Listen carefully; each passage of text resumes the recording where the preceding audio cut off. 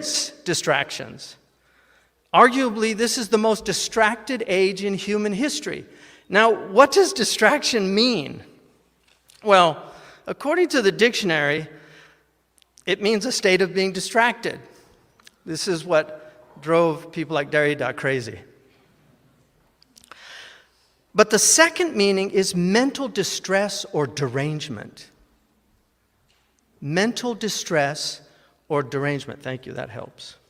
Mental distress or derangement. Now, isn't it interesting that we're living in one of the most mentally deranged times in human history, where people no longer even know what they are? They've forgotten God. They think that this is all meaningless. And they're completely distracted. So what are they distracted from, and who's distracting them? One of the problems with distraction is, if you're looking for it, there's plenty of people that will help you find it. And so there are all these merchants out there that are trying to advert, turn your attention toward. That's what advert means, to turn towards. So an advertisement is to entice you and to get your attention. Now, social media was designed to keep you on it. They don't call it surfing the web for nothing. First of all, a web, what do you do with a web? A spider knows what you do with a web. You capture flies, you liquidate their innards, and then you suck the life out of them, and then there's just a shell lying there on the web. Right? What's a net? Like internet? What's a net for? A net's for catching things. Right?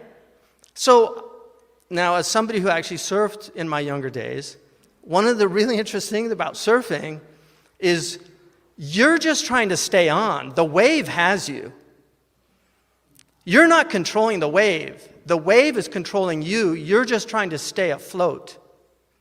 And so surfing the web, you're just moving, and it's taking you. So distraction creates mental distress.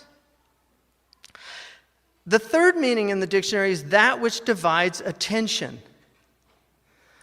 The word in English, decide, to decide something, comes from a word which means to cut off.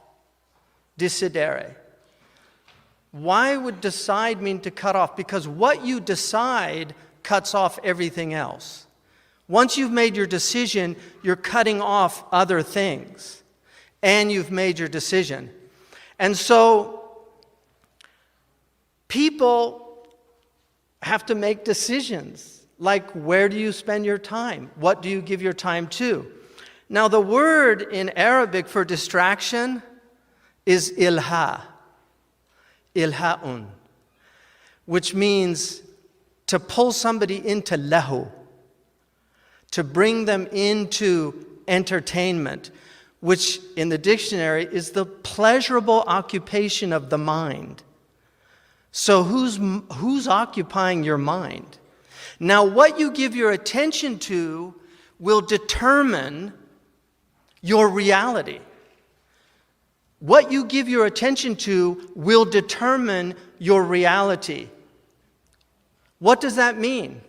It means that if you're always watching news about crime, you're going to think that crime is far more prevalent than it actually is, and you will be scared. You'll be walking around thinking, like Chicken Little, that the sky is falling.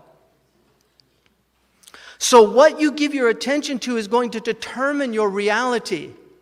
And what God is asking us is to give our attention to God. Now, what is in Arabic intention? What is the attention?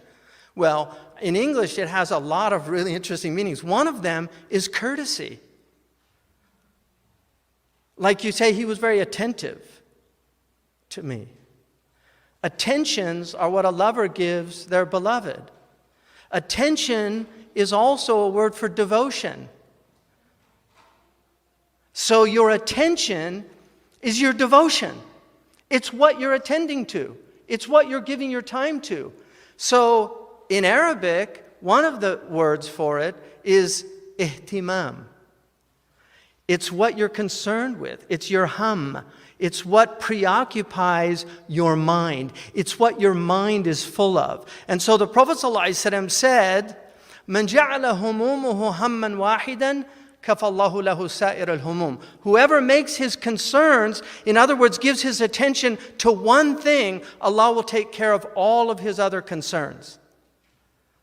What's that? Hamm al-akhirah.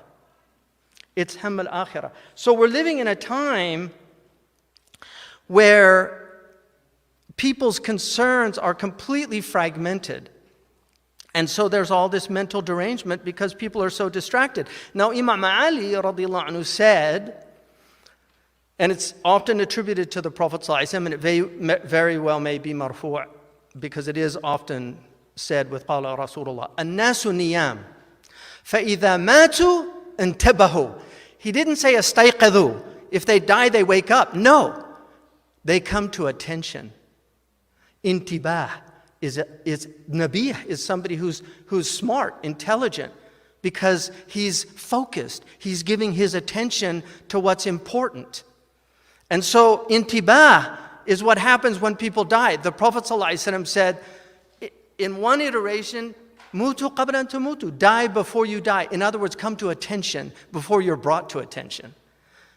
And in Sahih Muslim, it's "Uddu anfusakum min ashab al-qubur." Consider yourselves already dead. It has the same meaning. In other words, wake up now. And this is what mindfulness is really about. It's dhikr. It's coming to, one of the words for attention in Arabic is also yaqadha. It's to be awake and aware. You're attentive, you're aware. Your mind is present.